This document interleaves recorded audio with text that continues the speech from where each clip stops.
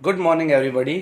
बेटा हम लोग स्टडी करेंगे आज ग्रुप 18 की, जिसको जीरो ग्रुप के नाम से भी जानते हैं, या उसमें प्रेजेंट जो एलिमेंट्स हैं उनको नोबल गैसेज भी बोलते हैं। ये बेसिक सी बात है, आपको पता होगा। ग्रुप 18 जीरो ग्रुप और नोबल गैसेज एक ही बात है। अब अगर मैं ग्रुप 18 की बात करता हूँ तो ग्रुप 18 का जो पहला एलिमेंट है वो आपको पता है क्या है? हीलियम है। क्या है वो? हीलियम है। और एक्चुअली इस टोटल ग्रुप में, ग्रुप 18 में आपके 6 एलिमेंट्स आते हैं: helium, neon, argon, krypton, xenon and radon. ये टोटल आपके 6 एलिमेंट्स ग्रुप 18 में आते हैं। अगर मैं इनके एटॉमिक नंबर की बात करूं तो हीलियम का एटॉमिक नंबर 2, नियॉन का 10, आर्गन का 18, क्रिप्टॉन का 36, जिनोन का 54 और रेडॉन का 86, है ना। इसमें अगर एक बात देखें हम तो 8, 8, 18, 18 और 32 का गैप है जो हम लोग जनरली पढ़ते हैं कि आपके जो टोटल एलिमेंट्स जो गैप होता है एटॉमिक नंबर में 2, 8, 8, 18, 18, 32 का होता है। तो 8, 8, 18, 18, 32 का इनके एटॉमिक नंबर्स में गैप है, ये भी हम इजीली देख सकते हैं, है ना। तो एटॉमिक नंबर आपका 2, 10, 18, 2 में आप 8 ऐड कर दीजिए, 10 आ जाएगा, 10 में 8 ऐड कर दीजिए, 18 आ जाएगा, 18 में 18 ऐड कर दीजिए, 36 आ जाएगा, 36 में फिर 18 ऐड कर दीजिए, 54 आ जाएगा, एंड 54 में फिर 32 ऐड कर दीजिए, कितना आ जाएगा? 86 आ जाएगा। तो ये टोटल 6 एलिमेंट्स हैं जो कि आपके ग्रुप 18 में आते हैं, है ना, जिनको हम लोग इनएक्टिव गैसेज और इनर्ट गैसेज भी बोलते हैं।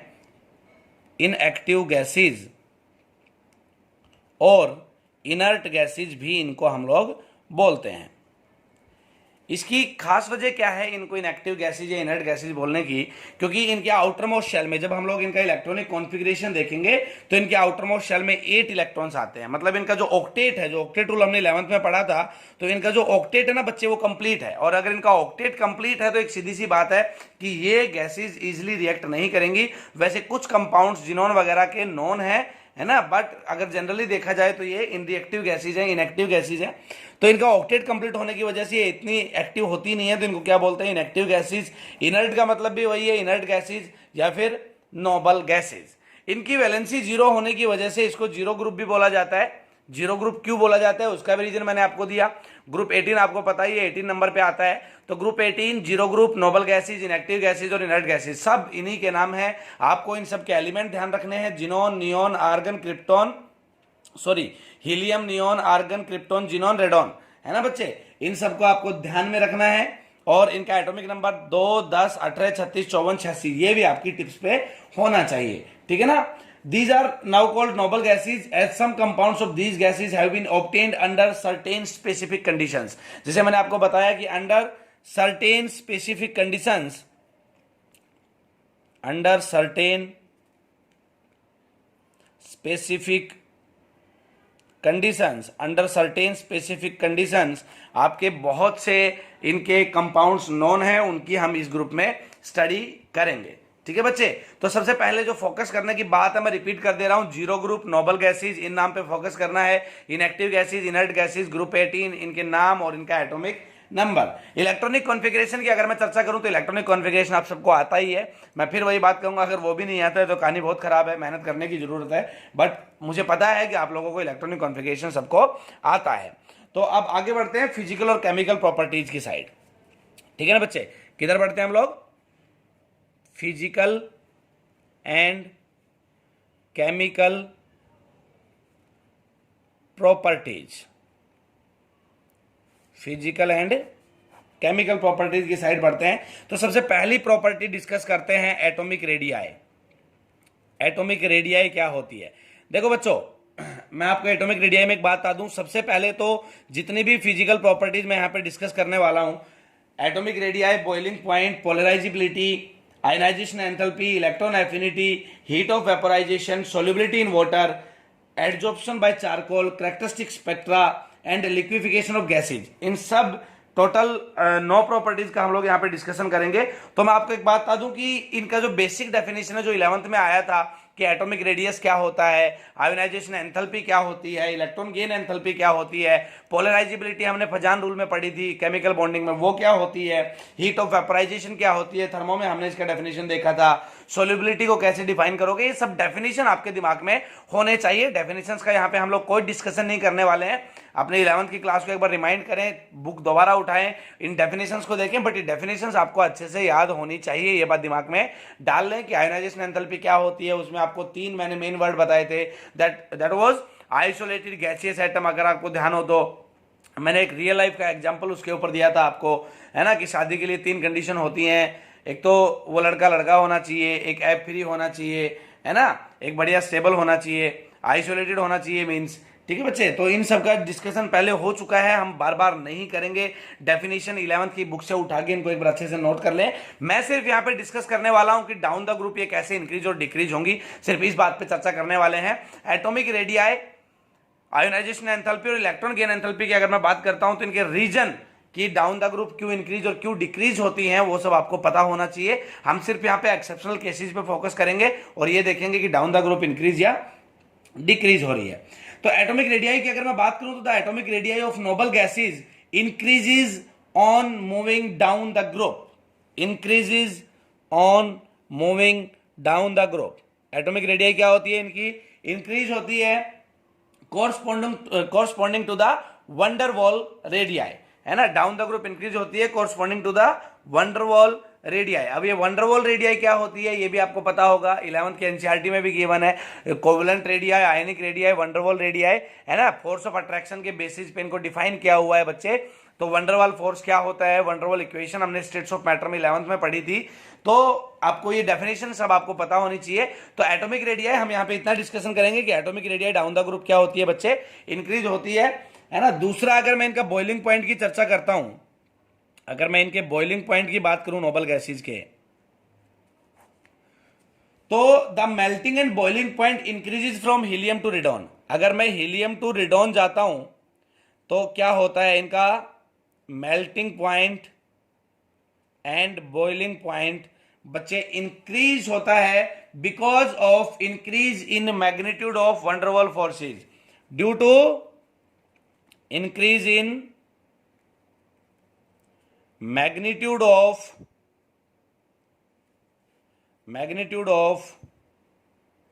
van der Waals forces.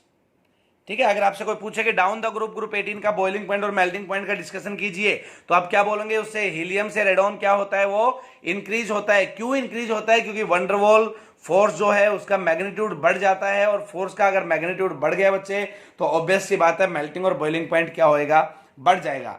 तो down the group atomic radii भी increase, down the group boiling point भी यहाँ पे क्या हो रहा है, इंक्रीज हो रहा है। अब तीसरी फिजिकल प्रॉपर्टी की ओर बढ़ते हैं, दैट इज पोलराइजिबिलिटी। क्या बच्चे, पोलराइजेबिलिटी। पोलराइजेबिलिटी की हम लोग यहां पे चर्चा करें तो the polarisability increases down the group. Down the group जाते जाते आपकी पोलराइजेबिलिटी भी क्या होती है, इंक्रीज होती है। फिर वही बात, सर क्वेश्चन दिमाग में आ रहा होगा पोलराइजेबिलिटी क्या होती है, तो वो बात मैं आपको फिर वही कहूंगा। पोलराइजेबिलिटी के लिए आपको क्या करना है, फजान रूल को दोबारा से पढ़ना है, और बच्चे पढ़ना पड़ेगा। और आपको मैं एक बात बताता हूं कि उनको अगर अब आप पोलराइजिंग पावर और पोलराइजेबिलिटी का डेफिनेशन देख लेते हैं तो उनको अपनी कॉपी में भी साथ साथ क्या करते रहें, नोट करते रहें। रीजन आपको अपने आप क्लियर हो जाएगा पोलराइजेबिलिटी पढ़ते ही कि पोलराइजेबिलिटी होती क्या है। तो डाउन द ग्रुप पोलराइजेबिलिटी क्या है बच्चे, इंक्रीज होती है। फिर हम चर्चा करते हैं fourth, ionisation enthalpy and electron affinity की। आयोनाइजेशन एंथैल्पी और इलेक्ट्रॉन एफिनिटी, वही डेफिनेशन आपको पता होना चाहिए। नोबल गैसेज है स्टेबल इलेक्ट्रॉनिक कॉन्फ़िगरेशन, आपको पता है NS2 NP6 stable electronic configuration होता है, फुल्ली इलेक्ट्रॉनिक कॉन्फ़िगरेशन हम कह सकते हैं इसको। So these have no tendency to add और टू लूज इलेक्ट्रॉन्स। तो इनका कोई, एक तो इनकी कोई टेंडेंसी नहीं है, बाकी इनका मन भी नहीं करेगा ना ही तो इलेक्ट्रॉन को ऐड करने का और ना ही इलेक्ट्रॉन का लॉस करने का, दोनों की कंडीशंस में इनका कोई मन नहीं रहेगा। Therefore ionisation enthalpy of noble gases is very high. अब अगर हम बात करें कि आयोनाइजेशन एंथैल्पी में इलेक्ट्रॉन का हम क्या कराते हैं बेटा, लॉस कराते हैं। लॉस ये करेंगे नहीं क्योंकि इनका आउटरमोस्ट जो शेल है वो कंप्लीट है। तो मुझे अगर फिर भी जबरदस्ती लॉस कराना है तो आपको पता है कि बहुत ज्यादा एनर्जी की यहां पे रिक्वायरमेंट रहेगी। तो हम क्या बोलेंगे कि नोबल गैसेज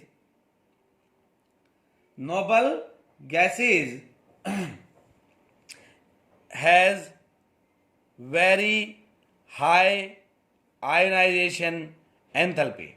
समझ गए ना, क्योंकि इलेक्ट्रॉन इजीली बाहर आएगा नहीं तो आयोनाइजेशन एंथैल्पी बहुत हाई होती है। और इलेक्ट्रॉन एफिनिटी, इलेक्ट्रॉन ऐड करने की अगर हम लोग यहां पे बात करते हैं तो इलेक्ट्रॉन ऐड भी ये नहीं करेंगे तो हम बोल देते हैं कि इलेक्ट्रॉन एफिनिटी इनकी क्या होगी भाई, जीरो। क्योंकि इलेक्ट्रॉन ये ऐड करेंगे नहीं तो एनर्जी रिलीज होगी नहीं। तो इलेक्ट्रॉन एफिनिटी को नॉर्मली क्या बोल दिया जाता है नोबल गैसेज की, कि noble gases has zero electron affinity and high ionization enthalpy. इन दोनों चीजों को आप लोग ध्यान में रखेंगे। पांचवा टॉपिक हम लोग पढ़ते हैं, पांचवी प्रॉपर्टी पढ़ते हैं बेटा, heat of vaporisation. Heat of vaporisation की आप लोग हम यहां पे चर्चा करेंगे कि हीट ऑफ वेपोराइजेशन क्या होती है। वेपोराइजेशन आपको पता होगा, वेपर्स में कन्वर्ट कर देना है वन मोल सब्सटेंस को, है ना। तो they possess very low values of heat of vaporisation, कि इनकी जो वैल्यू होती है हीट ऑफ वेपोराइजेशन की बहुत लो होती है। क्यों होती है? Because of presence of very weak van der Waals forces of attraction between their mono atomic molecules. क्योंकि इनके जो मोनो एटॉमिक मॉलिक्यूल्स होते हैं, मोनो का मतलब सिंगल, एटॉमिक मतलब एटम, मॉलिक्यूल्स, सिंगल एटम वाले जो मॉलिक्यूल्स होते हैं बेटा, उसमें क्या रहेगा कि आपका सिंगल एटम के मॉलिक्यूल का मैं यहां पे मतलब बता देता हूं कि एक ही टाइप के, कभी ये सोचो कि एक ही एटम से कैसे मॉलिक्यूल बनाएंगे, कंफ्यूज होने की जरूरत नहीं है। एक ही टाइप के जो एटम से बनके जो मॉलिक्यूल बनता है उसकी अगर बात करें तो ये कह रहा है कि उनके बीच में वंडरवॉल फोर्स ऑफ अट्रैक्शन बहुत वीक होता है। अब वंडरवॉल फोर्स ऑफ अट्रैक्शन बहुत वीक है तो वो इजीली किस में कन्वर्ट रहेंगी, गैसेज में कन्वर्ट हो जाएंगी। तो इसका मतलब इनकी हीट ऑफ वेपोराइजेशन भी क्या होती है, बहुत ही लो होती है। हम कैसे डिफाइन करेंगे, बहुत ही लो होती है। However the value of heat of vaporisation increases with atomic number down the group, and this shows that there is an increasing polarizability of large electronic cloud of the elements with higher atomic number। कहने का मतलब क्या है कि ये कह रहा है कि वैसे तो नोबल गैसेज की जो हीट ऑफ वेपोराइजेशन है बहुत लो होती है, बट अगर मैं डाउन द ग्रुप की बात करूं तो इनकी जो हीट ऑफ वेपोराइजेशन है धीरे धीरे बढ़ती है। क्योंकि धीरे धीरे क्यों बढ़ती है बच्चे, धीरे धीरे इसलिए बढ़ती है क्योंकि डाउन द ग्रुप आपका वंडरवॉल फोर्स ऑफ अट्रैक्शन भी थोड़ा सा बढ़ता जाता है और डाउन द ग्रुप आपकी पोलराइजेबिलिटी भी क्या होती है, बढ़ती है। तो इनकी हीट ऑफ वेपोराइजेशन वेरी लो बोलेंगे वैसे तो, लेकिन डाउन द ग्रुप की अगर चर्चा करें तो हम लोग क्या बोलेंगे बच्चे कि डाउन द ग्रुप इनकी हीट ऑफ वेपोराइजेशन बढ़ती है, बट इतना ज्यादा डिफरेंस आपको यहां पे मिलेगा नहीं। नेक्स्ट चर्चा करते हैं हम सोल्युबिलिटी ऑफ वाटर के ऊपर। Solubility in water, solubility in water अगर हम लोग देखें बच्चे तो they are slightly soluble in water, their solubility generally increase with the increase in atomic number, है ना। ये कह रहा है कि स्लाइटली सोल्युबल होती है वाटर में, स्लाइटली सोल्युबल इन वाटर क्या होती है बच्चे, slightly soluble in water and their solubility increase with increase in the atomic number. इस बात को आप लोग ध्यान में रखेंगे। स्लाइटली सोल्युबल होती है, हाईली सोल्युबल क्यों नहीं होती, क्योंकि आपको सोल्युबिलिटी का रूल ध्यान होगा, पोलर डिसॉल्व इन पोलर। तो स्लाइटली सोल्युबल होती है अंडर हाई प्रेशर, प्रेशर की भी यहां पे रिक्वायरमेंट होती है बेटा। उसके बाद अगर हम लोग देखें एडजॉर्प्शन बाय चारकोल की चर्चा करें, एडजॉर्प्शन बाय चारकोल, देखो ये जो छोटे छोटे पॉइंट्स हम लोग पढ़ रहे हैं ना, उसमें मैं आपको बात बता देता हूं कि क्वेश्चन कैसे आएगा बोर्ड में कि आयनाइजेशन जो नोबल गैसेज होती हैं उनकी heat of vaporisation very low होती है, एक्सप्लेन करो।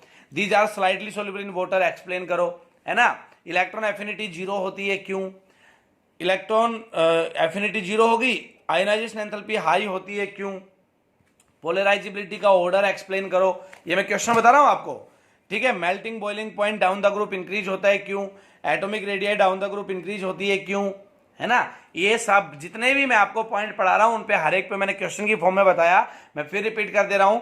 Atomic radius down the group increase होती है, क्यों। इन क्वेश्चंस को मैं जो बता रहा हूं ना, जो बोल रहा हूं, इनको क्वेश्चन की फॉर्म में अपनी कॉपी में लिख के इनका एक्सप्लेनेशन चाहिए बेटा मुझे, है ना। तो atomic radius down the group increase होती है, क्यों, boiling point down the group increase होता है, मेल्टिंग पॉइंट भी इंक्रीज होता है, क्यों, ठीक है। Polarisability down the group increase होती है, क्यों? आयनाइजेशन एंथैल्पी हाई होती है, क्यों? इलेक्ट्रॉन एफिनिटी जीरो होती है, क्यों? Heat of vaporisation very low होती है, क्यों?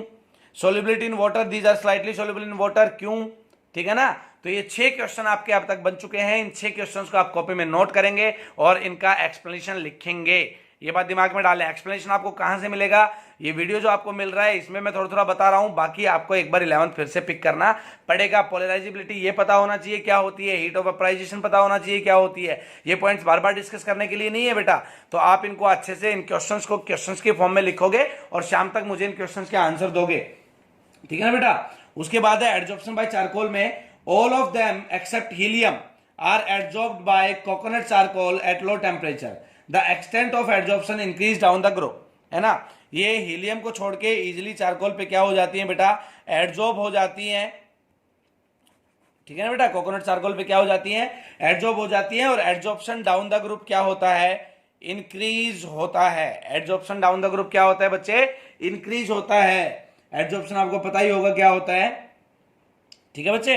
तो इस चीज को ध्यान में रखेंगे। एडजॉर्प्शन बाय चारकोल में हीलियम को छोड़ के, हीलियम क्यों छोड़ा? ये बढ़िया क्वेश्चन है। हीलियम को क्यों छोड़ा गया? हीलियम इतना बढ़िया एडजॉर्ब क्यों नहीं होता है? व्हाई? इसका रीजन आप लोग मुझे देंगे सोच के, है ना। ये क्वेश्चन है, हीलियम को क्यों छोड़ा गया है यहाँ पे? हीलियम इतना बढ़िया एडजॉर्ब क्यों नहीं होता है? बाकी गैसेज बढ़िया एडजॉर्ब हो रही है, down the group adsorption power जो है वो इंक्रीज हो रही है, ठीक है बच्चे। तो ये आपका 7वां क्वेश्चन यहां पे बन रहा है। आगे बढ़ते हैं।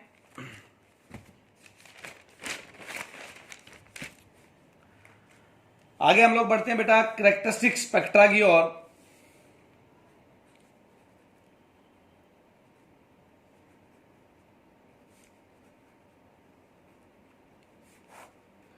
कैरेक्टरिस्टिक स्पेक्ट्रा में इन सब का, जितने भी गैसेज हैं, इन सब का अपना खुद का एक स्पेक्ट्रा होता है। स्पेक्ट्रा आपको पता होगा ना, एटॉमिक स्ट्रक्चर में पढ़ा था हमने, है ना। Emission spectrum, adsorption spectrum, absorption और इमिशन, 2 टाइप के स्पेक्ट्रा हमने पढ़े थे वहां पे।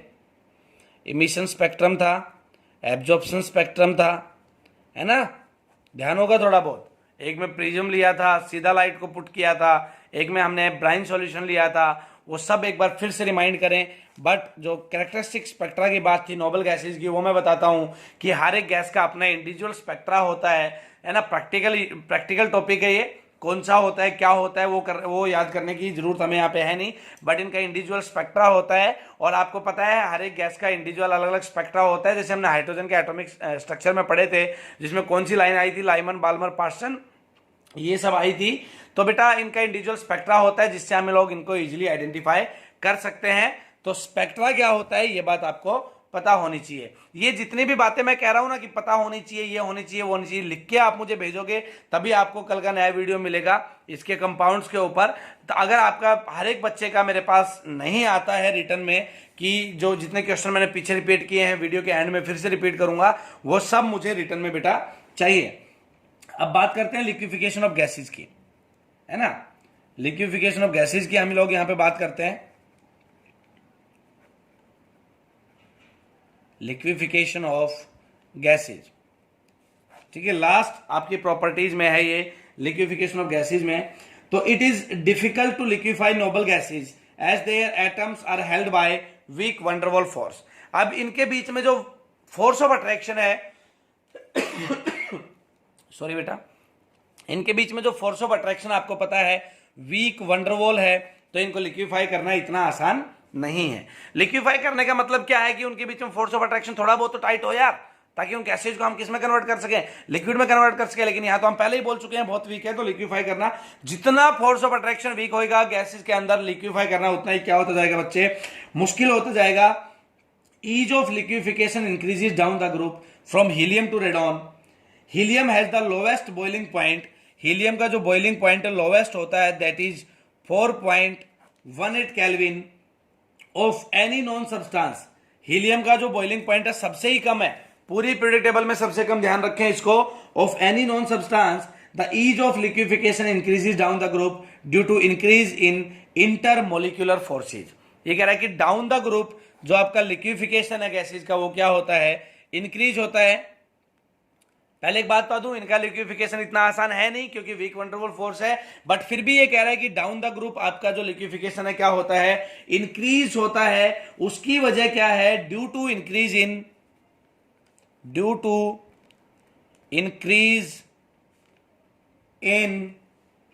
Intermolecular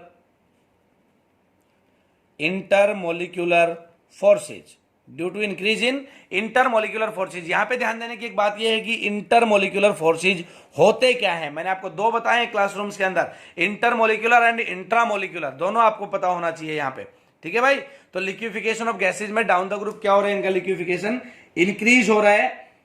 the elements helium, neon, argon, krypton, xenon and radon constitute zero group of the periodic table. These are gases at ordinary temperature and do not have chemical reactivity and therefore these are called inert gases. इनको inert gases क्यों बोलते हैं ये बात मैं पहले बता चुका हूं, क्योंकि इनकी कोई केमिकल रिएक्टिविटी नहीं होती है।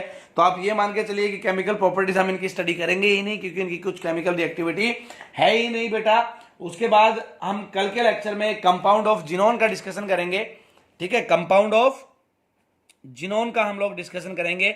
फिजिकल केमिकल प्रॉपर्टीज यहां पे कंप्लीट होती हैं। फिजिकल में हमने 9 प्रॉपर्टीज पढ़ ली है, केमिकल प्रॉपर्टीज इनकी होती नहीं है क्योंकि ये रिएक्ट करती नहीं है। छोटा सा ग्रुप है, जल्दी खत्म करेंगे, बट उससे पहले जो आज का आपका डीपीपी रहेगा, जो क्वेश्चंस रहेंगे मैं वो रिपीट कर दे रहा हूं फटाफट। कॉपी में सबसे पहले तो जो मैं नोट्स दूंगा उनको अच्छे से लिखोगे, ये टेबल बनाओगे, जिनोन से हीलियम से रेडॉन तक लिखोगे, एटॉमिक नंबर लिखोगे। फिर पहला क्वेश्चन रहेगा down the group atomic radius increase होती है क्यों। दूसरा क्वेश्चन रहेगा boiling and melting point down the group increase होते हैं क्यों, है ना, वीडियो में आपको आंसर भी मिल रहा है। तीसरा लिखोगे पोलराइजेबिलिटी क्या होती है और ये डाउन द ग्रुप इंक्रीज होती है क्यों। सबसे पहले लिखोगे पोलराइजेबिलिटी क्या होती है, ठीक है बेटा। उसके बाद आयनाइजेशन इलेक्ट्रॉन एफिनिटी क्या होती है और आयनाइजेशन एंथैल्पी इनकी वेरी हाई होती है, इलेक्ट्रॉन एफिनिटी 0 होती है क्यों। इन सब के मुझे रिटर्न में आंसर चाहिए बच्चे। हीट ऑफ वेपोराइजेशन इनकी, सबसे पहले हीट ऑफ वेपोराइजेशन क्या होती है और इनकी वेरी लो होती है क्यों, डेफिनेशन के साथ रीजन चाहिए मुझे। उसके बाद बेटा solubility in water, these are slightly soluble in water, why.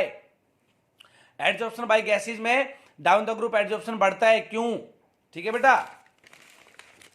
उसके बाद रहेगा हमारे पास स्पेक्ट्रम क्या होते हैं, इमिशन और एब्जॉर्प्शन स्पेक्ट्रम कौन कौन से होते हैं वो एक्सप्लेन करना है।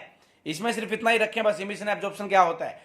लिक्विफिकेशन ऑफ गैसेज होता क्या है, स्टेट्स ऑफ मैटर में आपको मिलेगा। लिक्विफिकेशन ऑफ गैसेज होता क्या है, डाउन द ग्रुप ये इंक्रीज होता है क्यों, ठीक है। ये आपके 10 से 12 क्वेश्चन बनते हैं, ये मुझे आपसे कॉपी में चाहिए और इनको अच्छे से पढ़ें, ठीक है बेटा। तब तक हम अगला लेक्चर बनाते हैं कंपाउंड्स ऑफ जिनोन के ऊपर। Thank you.